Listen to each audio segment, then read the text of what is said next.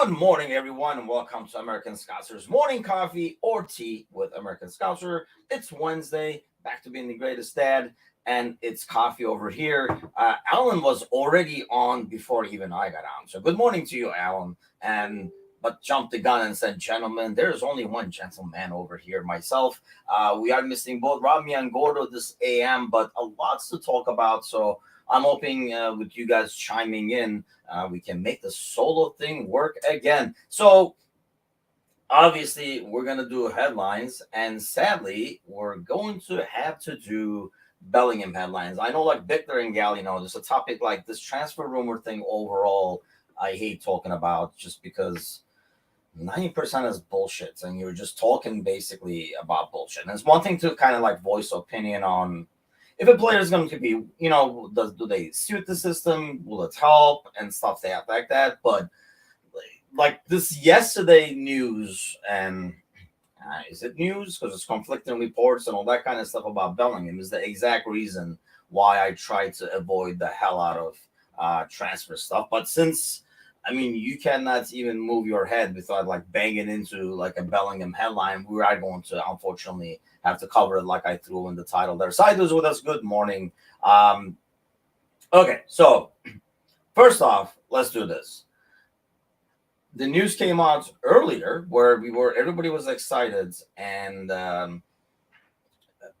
about like Liverpool making the bids, and then like literally like an hour later, the same sources that were saying that we're doing a bid, this could get closed and stuff, said, nope, Liverpool are off the table. They're not interested in Bellingham anymore. So we can look at it two ways. First of all, I don't know how many of you can believe it is freaking April 12th, people. So let's check the calendars and know accordingly. That's one. Two, how many times have we heard that Liverpool is no longer interested, is out of the talks, or blah, blah, blah for a player? And then a week later, we signed them, like Ali. There's like a bunch of examples of players on the team that the rumors came out that we're done, we're off the table, we're not interested anymore. And like a week later, we signed the guy. So this is something that Liverpool does.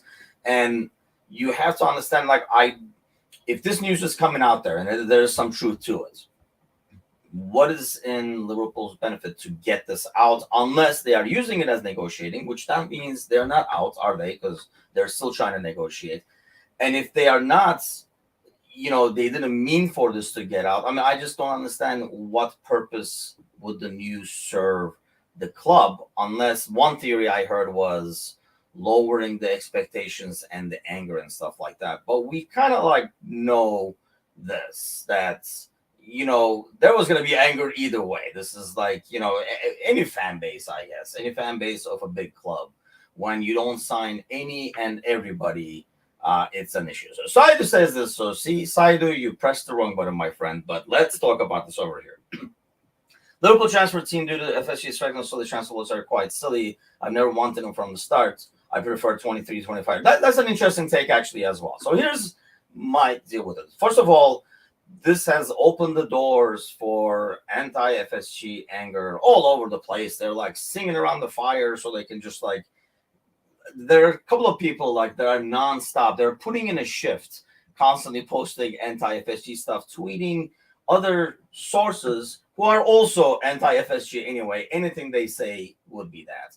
And kind of making a mission of, see, this is what FSG does. So let's take a look at that. I think Saido brings a good point, though, is do we want Bellingham anyway? Everybody wants Bellingham, right? As a player, I think we're all in agreement that if he was, even Saido says, he has never wanted him. But if I say, if you open the paper, well, there's no paper anymore. You can see, you throw your age out there when you say open the paper like this, because everybody's like, what is he doing? Yeah, well, anyway, if you turn on your phone and look at you get notifications saying Liverpool have signed Bellingham. I think even Saido, who says, he has never wanted him, other than we'll be disappointed. We'll be like, oh, okay, good. What else are we going to do? Is probably what you're going to say. One thing we did learn from this year is the fact that we don't just need one player. This is not the title winning team that was, or team that was, losing the title by a point and stuff like that, making those runs, winning the Champions League and all that good stuff. And you could just say, you know what, we're adding a hint of Thiago on top and serve. We're not there. Obviously, we're missing a lot of pieces, and I think this season has also shown that the people we maybe in the past considered capable backups or serviceable players who can fill in are not really all there, unless everybody else is functioning to their peak. They kind of get exposed. So we've seen that too. So we know there's going to be multiple pieces. So even if somebody came in today, if the news comes out today that we did sign Bellingham, deal with Dortmund has done all that kind of stuff, which would not be shocking because this is how this crap works. I think we will still say, okay, what else are we doing? Right? I don't think we were saying this beginning of the season when, we've been talking about Bellingham for months now. But if the news came out in September that, Bellingham is done, he's just going to be with us in like next season, 23-24 season, we'll be like, okay, sweet, we're in good shape. But I think right now, I think it's fair to say we're all on the same page where we say, what else? Because this is not a one player fix. This whole midfield needs an entire facelift, at least not to mention I know how much they're playing and contributing anyway, but Keita is gone, Ox is gone. We don't know about, like Milner might be gone and stuff like that. So even if Bellingham was signed, we're going to say, well, what else is there? I mean, we need more than this. That was not the case beginning of the season. So the only thing I can come up with, and if this is the fact that, Liverpool are off the table, in some ways I do agree with Saidu, because I think if somebody comes to me today and says Bellingham or Mount, I don't know, I'm just throwing names out there because these are the linked guys or guys we're freaking monitoring, blah, blah, blah, like Caicedo, or like Amrabat, you get those three. I think I'm taking the three. I don't think this team is in a state where it can go with the top signing of high dollars, because you're still going to be, you're FSG in or FSG out. I could not care less. I just more like want the club to be successful and within reason expectations in terms of like how much money we're going to spend. The money you're going to spend, we're probably talking, let's say, sadly, you don't have any pieces to move unless you're selling like more, we talked about like Van Dijk and stuff like that in the past on like Monday Night Podcast. So there's not a lot of money coming in. So you're saying, let's say 200 to 250 going out. And that's a huge spending spree for, the Liverpool club in a summer, right? 250 million going out, like net spend, if you will. If the prices that are quoted are real and you are doing 150 on Bellingham, I don't think this club is in that state where it can afford to spend 80% of its like freaking budgets on one guy. I don't think we're there because I think we need a lot more players. If the price was, and I understand that, I understand the concept of he's young, he's going to be like part of this midfield for like, I think it was like Kazi when we're talking about the Discord channel, like bringing up the point that, this is guys your midfield for 10 years. So you divide 150 by 10. This sport does not work like that. You cannot, especially for a midfielder, you cannot kind of say, this guy is going to be for 10 years, that guy for 8 years. It just does not work like that. And you want to know why? Look at Van Dijk. Look at Van Dijk coming back from that horrific injury. Granted, I understand Van Dijk is a lot older, but this is not all about age. This is about how you can, how players sometimes can come back from these injuries and they're like, they're a ghost of the old guy at best. So it's going to take time. So you can't just take a guy and then you don't know if he's going to have a horrific injury. Now you put all your eggs in this basket and cut basically nothing else but maybe some like scraps, some like young prospects and stuff like that. And now you're in deep shit. And then it would be all these people doing the FSG outpost would now be doing like, that's reckless spending. Why do we spend so much on one guy if he was going to get injured and stuff like that? So let's look at a couple of the comments. Saida says, yeah, spending a lot on single player or a promising teenager doesn't make sense. Mounts, either Caicedo and Barella will be a better addition to our engine. I believe so too. I agree to that. And I think those are good names. We aren't just one signing away. Definitely don't want a bunch of random bodies, but I agree we need multiple players on the level of the pitch. Certain club has list of players that expect FSG to approach. This is like Mateusz is here. Hey, you know what? Actually, while Mateusz is here, let's give Mateusz some props because I have seen a lot of freaking stupid posts. Like I say, people are literally putting in shifts. They must be like punching in a freaking like the Facebook punch clock and then just like bombarding it with posts. And I wish the energy that we put into this was put elsewhere. So I wanted to show this because if you missed this, I mean, I personally loved it. You can tell you love. This is from like last night, I think. But Mateusz posted in the Liverpool US group. And it said, let's settle this Bellingham debate once and for all. And said, yeah, well, now that you're here, how about you put your time and energy on something a little more useful right now, which would be our fundraiser. So I hope everybody does kind of go there instead. If it helps you, or if it helps the fundraiser, just assume that 50% of what you donate goes to the Bellingham funds. Maybe if I went if we did this, we were talking about this with Mateusz, and I think that's why he posted this, that, if we said something like that and almost bring down the value and the importance of where this money is going for the fundraiser, sadly, and I want to say this sadly, we would get a lot more bids and a lot more money in. And that's freaking sad. If you value Bellingham's transfer to Liverpool over some kids' happiness that lost everything in their world, in their small world, you need to kind of like reevaluate everything that's going on around you and your life. Bickler says we're assuming that person Bellingham rules out any other transfer. I don't think we're assuming, Paul. I think it's just more about it limits the rest of the budget for me, and I guess this all goes back to how much you're getting the Bellingham for. I mean, if you're able to get Bellingham for like, I don't know, 90, 100, blah, blah, blah, I think it's a different story. If the prices that are being thrown out there, and like you say, it's April 12th, so how much of this is truth? How much of this is Dortmund putting out there? How much of this is Liverpool putting out there? How much of this is Real putting out there? God knows. But if the price tag is really like 140, 150, I think it really limits what you spend on the rest of the guys. So I think that's where I'm at with this. Like, if I hear that Bellingham is signed, I just don't know if we spend a lot more. I mean, we will obviously, it's not like, we've got Bellingham, that's what we got, I guess. The wallet is empty, show it, and then like leave. But I think it kind of limits how much you're going to spend on other guys, because it's going to be like, well, we just spent all this money on this guy, and you're going to invest probably smaller investments, I would think, than anything else. Sir Z says could be a blessing in disguise. If he's buying 4 new quality players, they'll be worth it. Paul says we don't know that it limits anything. I don't believe the club has known the asking price, and that's the problem. It's just and Paul Bickler knows because we come up with this as topics sometimes for like Monday night, and I dread this shit. I hate talking about it because we're talking about news stories that are not factual and that are not based on facts anyway. So we're just basically talking.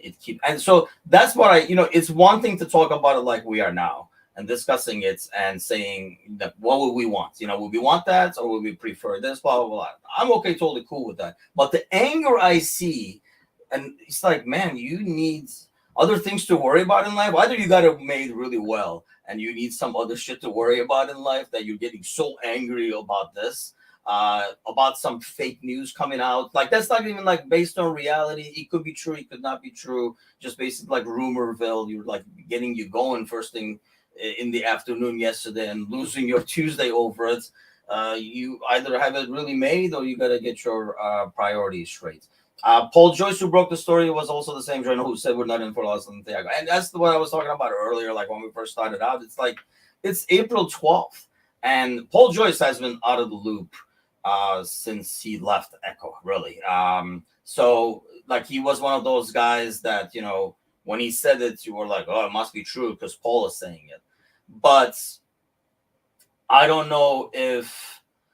And then the problem, what happens is Paul Joyce says it, right? I mean, you can see like tweets yesterday, like within an hour, it's like a different news from a different planet suddenly, because now everybody says, according to sources. I mean, one guy says something, he becomes the source, and then everybody makes the news about it as the sources. And then even worse, the guy, I mean, I see this, like I talk about this in the past. I mean, I see this in like back home in Turkey as well for like Fenerbahce and stuff like that. So one, and then I've seen it where they'll throw out a rumor back home, for example, some bullshit news source trying to get clicks will say the same stuff here, and then the original one will say, hey, according to sources that confirmed it. Well, you were the freaking source for that in the first place. You're just confirming the bullshit that you came up with yourself. But this is how, I mean, we live in a world of getting clicks and all that kind of stuff. So whatever it works, it works.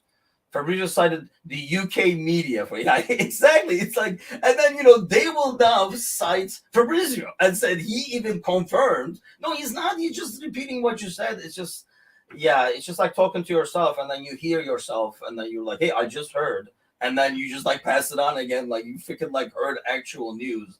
It is ridiculous, and yeah, it has not been on.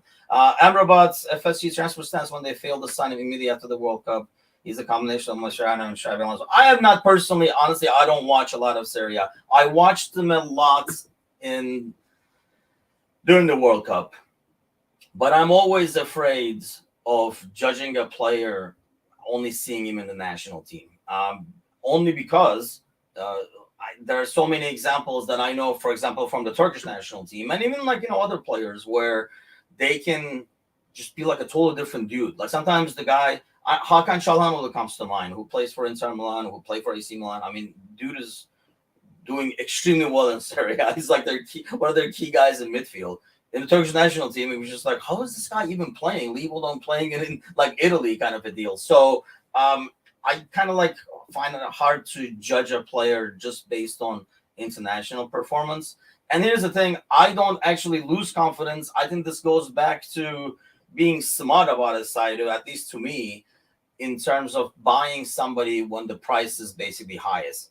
If you signed Amrabat before the World Cup started and then they play like that, then you're like, wow, you guys know your shit. But anybody after the World Cup can say, I mean, when we were doing the morning shows, we were like, that guy is good, that guy is good. I mean, then, that's when his price is the highest because everybody in the world saw him in his like peak performance and is doing his best. Maybe the guy is in form and somebody who's, I mean, you have to bear in mind, you have these, these scouts are not just like, turning on what's on TV and then they're just turning on the game during the World Cup and say, that guy looks good, let's check him out. I mean, these guys are monitored in their own league, their stats and all that kind of stuff over years, even like youth years and stuff like that. So I actually almost like the fact that we did not overspend.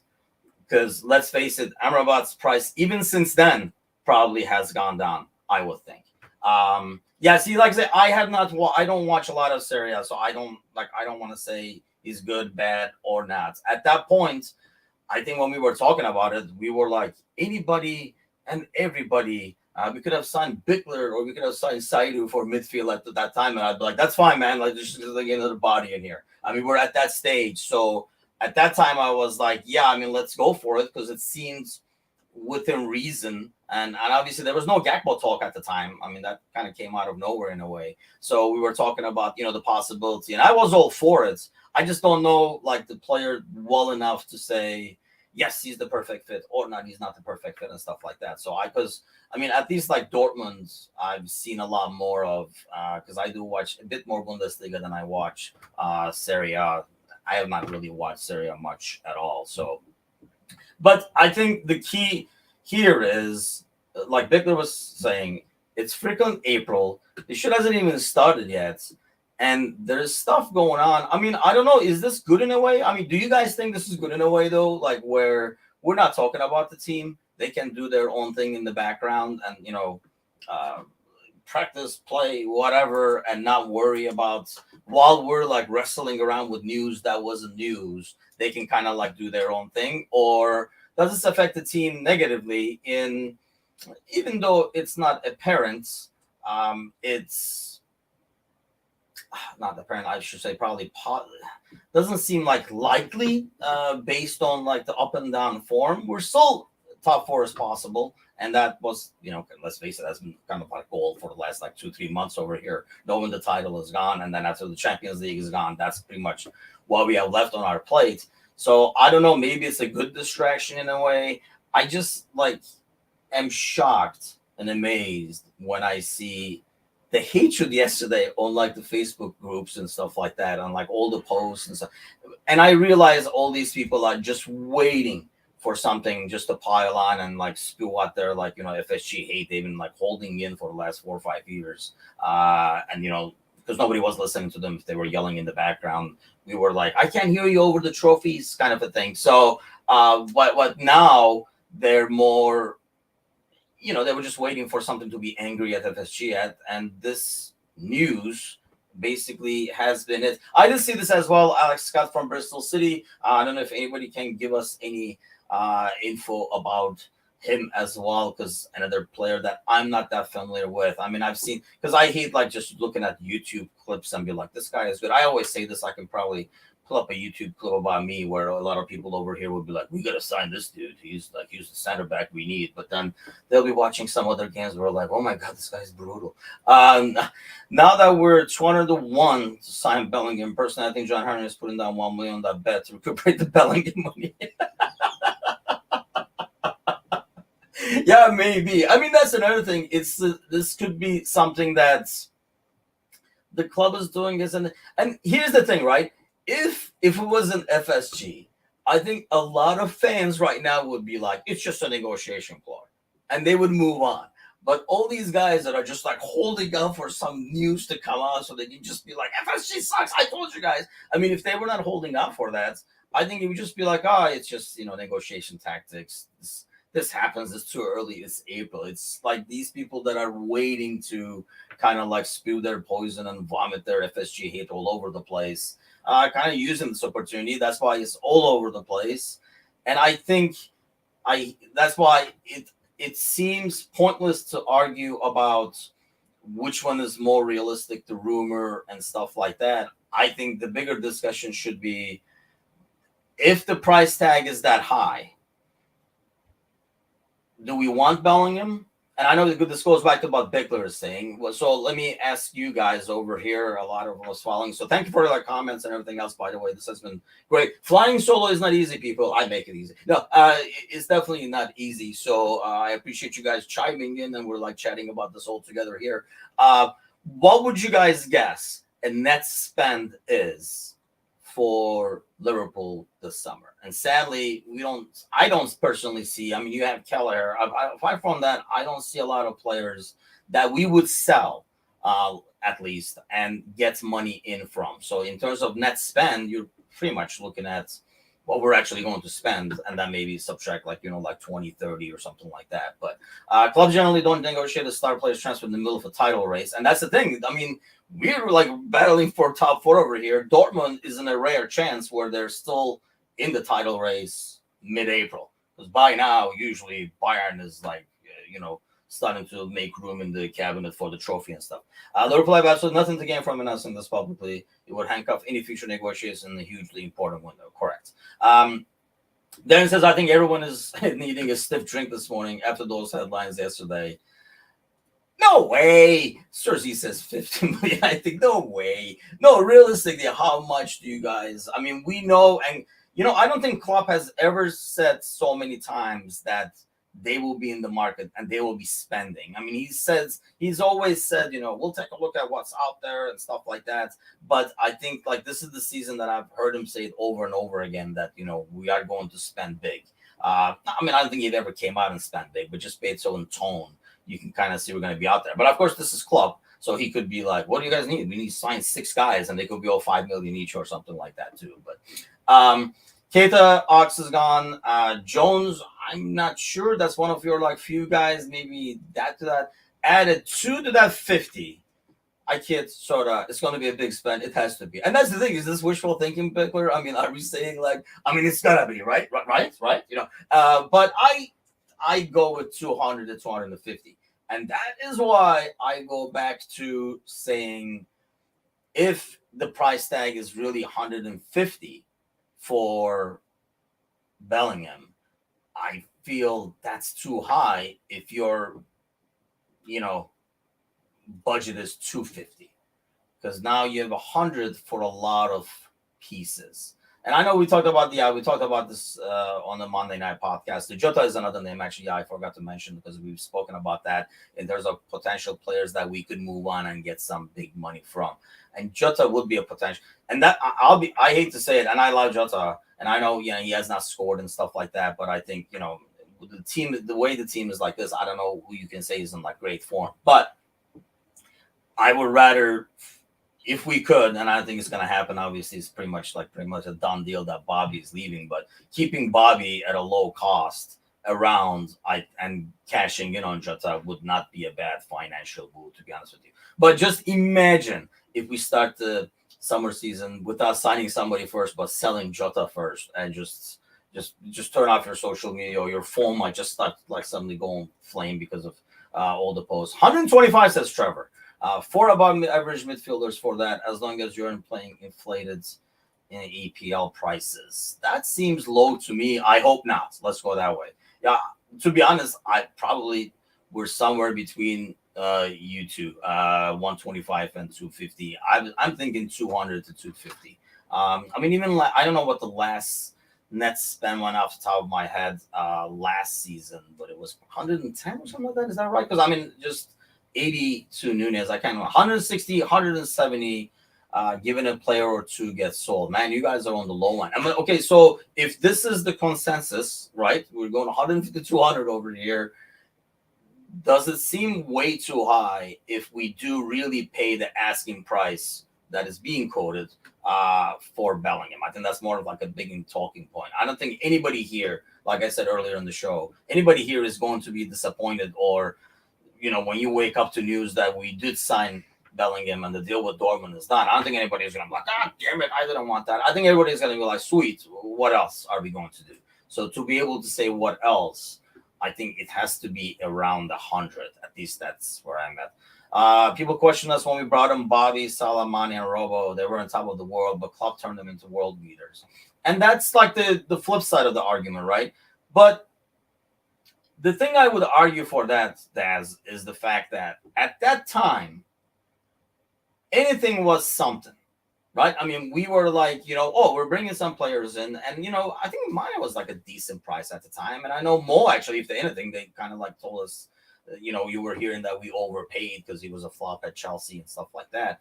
But I think the expectations were, I'm talking in terms of the fan base, like I would be all for it, and I agree with you. I mean, we can probably find players that are in that range, 20, 30 million and stuff like that the scouting department has identified that will work well in the system, and I'd be all for it. I'm talking in terms of a fan base. I don't know if that's gonna get the same reaction it did then, just because I think the expectation has kind of risen at that time. Like people forget, but we were happy. If this was the year we had, it was more like a normal year, sadly. But since the bar has risen a lot more, I feel like if there is no big name coming in or recognizable name coming in, this fan base is going to go apeshit either way. I mean, if people are going apeshit over a news that came out on April 11th, God forbids what's going to happen then. Fabinho, Gomez, Jones, Jota, but for Jota it's a gamble. If she could prepare 200 million. Fabinho is another actually interesting name. I guess my biggest fear is, heck, I mean, if we're already losing Keita and Ox. Like I said, we can debate how much we're losing. But, you already bring in 3-4 guys. Do you want to bring everybody new? And you only have like Henderson and, I think we moved Jones too. So it will be just Hendo there. Welcome. He's like, welcome to the midfield, everyone. And it's just going to be like a bunch of new guys. And I know that could be a big chaos as well. If you need 4 key players and Bellingham is one of them, I don't think we're going to be too enthused about the other 3. I think so. And I think I'd be okay with that as long as. But here's the thing, not probably if it's like this 19-year-old kid playing really good in Belgium or something like that we buy as, you never know, like a Taki kind of a move. I don't think I will be as enthused then. If it is some of the moves like Daz was talking about, like when we got Robo or Bobby and stuff like that, I think I will be enthused. I would have faith in this club, what they've done so far in the transfer season. I mean, apart from like Keita, and you can argue, I think it's too early to say anything about Nunez and Gakpo and stuff like that. But apart from Keita, I don't have a lot of names that I can think of that they sign and has been a flop. Throw out some names if it comes to your head, but I can't think of a lot. Keita comes to be to mind in terms of being the biggest flop that they've signed and they've spent. Let's say they've spent money on. Let's go that way. Otherwise, I think we bought in a bunch of players. Can Liverpool use Kalano after pay payments? That'd be. I mean, Curtis was not a big signing though, was he? Like I can't remember how much we signed for him, but like we never we're like, oh, he brought this German guy. He must know that he's a really good goalie. Problem solved, kind of thing. Because I think at the time we were having a heart attack every time there was a corner kick because Mignolet was in goal. Who I love as a person and everything, but I swear, like anytime we gave up a corner kick, it was almost like we gave up a PK.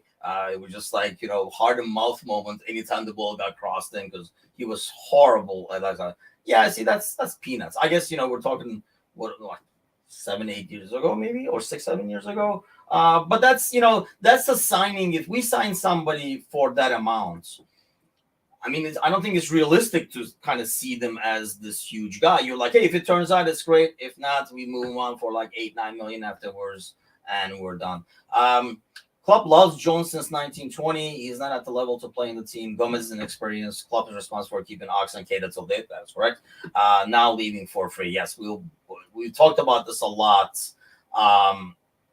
in the past about keeping players who you're not going to utilize as much. Get something for him. I would have rather gotten 5 million for Ox and then go get somebody like whoever for that money as a shot in the dark, because it's not like Ox suddenly is going to become. See, this is a good discussion over here. Great opportunity discussions always come on our podcast for Ox.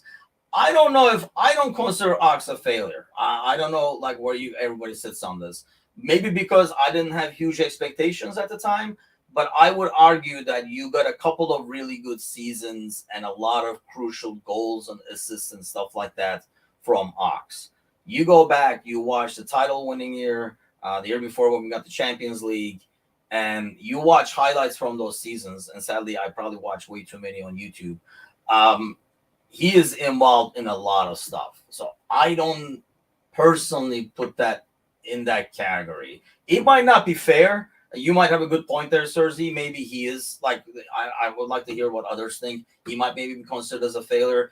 I don't, maybe because of the expectations I had coming in. When Ox came in, it was more like, can we revitalize him? Can it be like Mo, who didn't do well in Chelsea and is going to do here?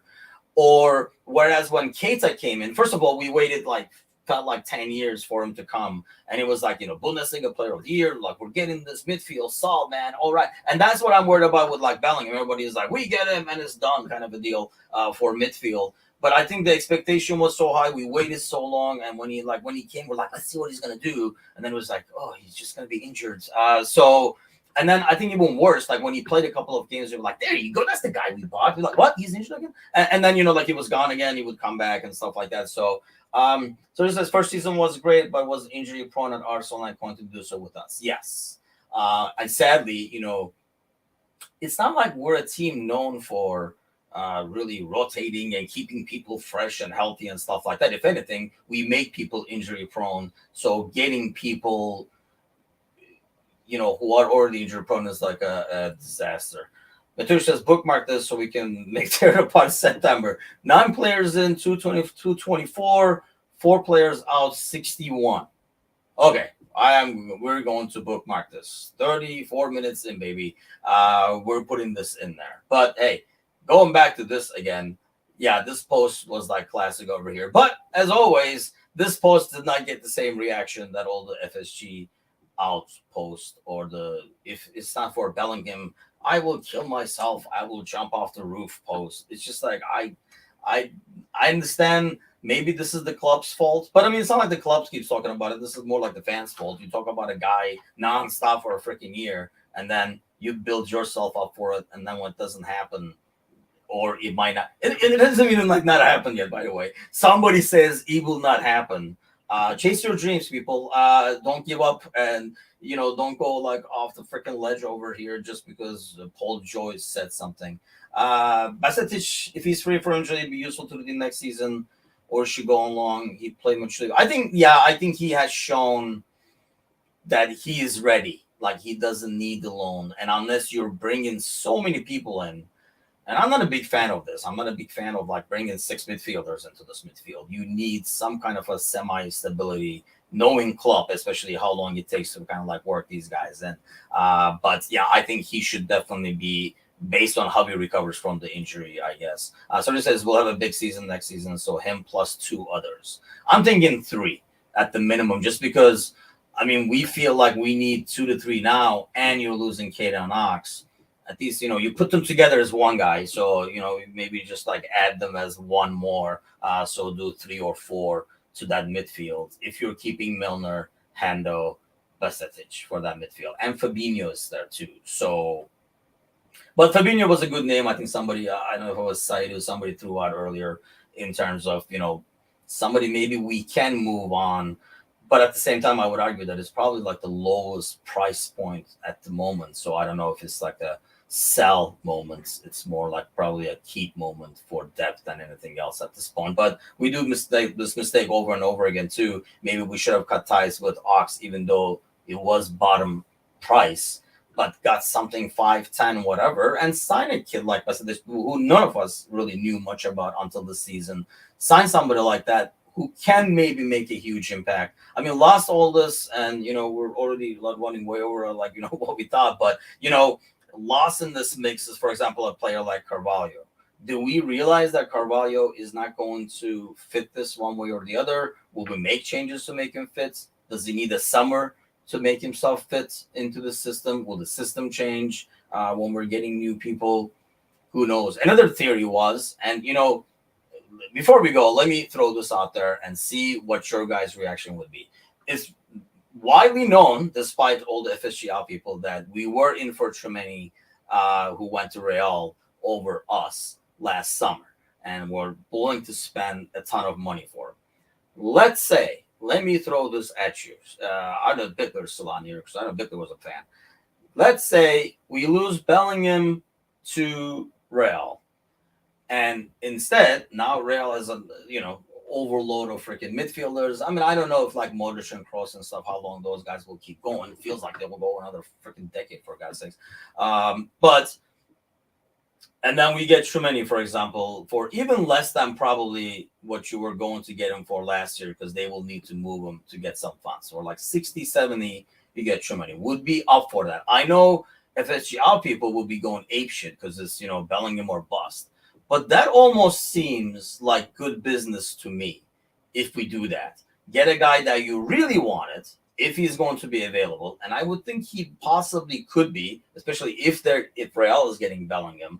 Would that not be good business in some way to get the guy that you missed out on last season for a lot less and solve a big piece of the midfield puzzle with that guy and still have, based on our budget estimations over here, 120, 130 to, use on like 3 to 4 other players? I think that almost sounds a bit too much like FSG in some ways, because it does sound like smart business. But again, it's a lot of ifs and that's, and assumptions and rumors and stuff like that. Bottom line is, despite having talked about it for almost 40 minutes here, it is freaking April 12th. Even worse, it was April 11th when all this shit came out. So let's not panic. Let's just sit and wait. Let's try to focus on this year more than anything else. I mean, Jesus, we got all summer to beat each other up, beat FSG up on transfers, and claim we know players better than everybody else and stuff like that. I'm not buying the guy will be available to thing. Anything that comes out of Barcelona will suddenly be like, oh, we went to the basement, there was like a chest of gold there, and now we can keep everybody and stuff. Yeah, you never know with those guys. They'll find a way to. But I mean, Mason Mount would be a good one. And there you go. See, there's an FSG guy. James with us. Good morning, James. Fishball is not making weird hypothetical situations which will never happen. I'm not gonna, because like I said, we talked about it earlier, but we're kind of like fighting over stuff that I know, like FSG out people, like James is one of them, and which is fine. You don't like FSG, you don't like FSG. That's fine and dandy. But I I think it's almost like this suddenly spewing of hatred. Anybody else, this happens. If it wasn't FSG, and I don't know if James will fess up to this, I would love to know this, but if it wasn't FSG involved, would it be just, oh, it's April, it's a transfer negotiation ploy? We had this before where, we're not getting Ali, and then next thing you know, he's like wearing our jersey. But just because it's a good reason to it's a good opportunity to have a go at FSG. We're all on board with James Pierce basically fought it out of his ass, and then it just became like big news. Whereas the hour before, we were all in it. So that's where I'm at with this. I just feel like it's a ridiculous overreaction. Good opportunity for FSG people to kind of spew their poison, I guess, because when the season is not going well and the games are not as apparently as interesting to people, I think this is kind of like a good distraction to just. I mean, people are already signing people in like February, March, like after the January transfer window was. We still have something to fight for this season. I know the form is not very promising, but it's just way too freaking early to believe any of the news coming out, or kind of like freaking like basing your entire life on it and spending 8 hours on Facebook complaining about it. And let's just wait and see. And I think within that scenario, I would not take it as the end of the world either. Madison is a name I'm not sure about, to be honest with you personally. I don't know if he fits. He's a great player. I just don't know if he fits. Mount, I would be all over. I think that would be like a great signing if we were able to get Mount, for example. And that's the scenario I was kind of going into. Instead of Bellingham, if you do get players of that caliber, but like 2-3 of them, would the fan base be? I know like some fan base would not be. If it's Bellingham or Buzz. But I think in the grand scheme of things, it is not bad business to do that either. So on that note, we can talk about transfer news until freaking August, probably, until actual shit starts to happen in summer. We'll talk about a lot more. So let's save it for that. The boys will be back tomorrow night with the Thursday night podcast, followed by our fantasy nerds giving you the fantasy news and all that kind of good stuff. So stay tuned for that. I'm sure they'll be talking a lot about Bellingham and this whole ordeal as well. Travis, Mecca, and then probably Brian will be joining them as well this week. Thank you for joining me today. Thank you for keeping me company with your comments and input. I really, really appreciate it. Even James, who does not like FHG, like the show. My job here is done, people. Thanks a lot, James. I appreciate it. Have a great day, everybody. Happy hump day. See you guys on Friday morning. Take care.